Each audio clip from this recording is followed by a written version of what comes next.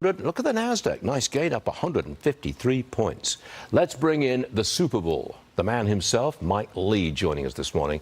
Mike, I read your stuff. You say you're seeing amazing, your word, amazing earnings on the way for Nvidia. Okay, this afternoon. What do you mean by amazing? Stuart, this company is going to grow at their revenues and their earnings at close to 50% for the next 2 or 3 years, as far as I'm concerned.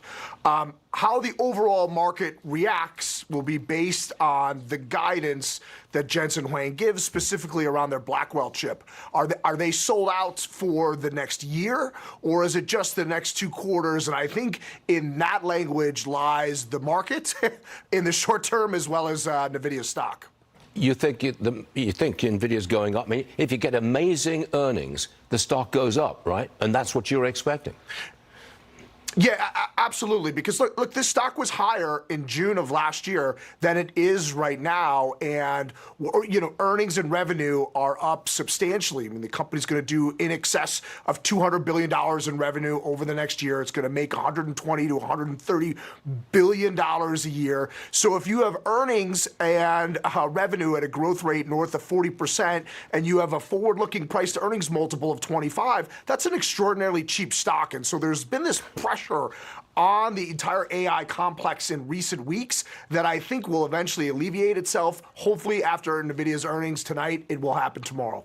Question, is big tech a bubble, and is it now bursting? I'd say the notion of calling this a bubble is somewhat laughable. You take the Mag 7 stocks are trading at about 30 to 35 times free cash flow on a forward-looking basis. At this same point in March of 2000, the top 10 stocks were trading at about 65 times forward cash flow. So you need almost a double of the stock prices of the Mag 7 for us to be at those type of valuations. So I don't think we're anywhere near close to a bubble. And if you look on the fear greed index, we're in extreme fear at the moment. When people are afraid of the market and there's this much negative sentiment, you are nowhere near the top. Got it. Mike Lee, thanks for joining us, Mike, and I hope you're right. We'll see you again. Thanks, Stuart. Thank you, sir. Yeah, okay. Really, I'm serious here. Programming.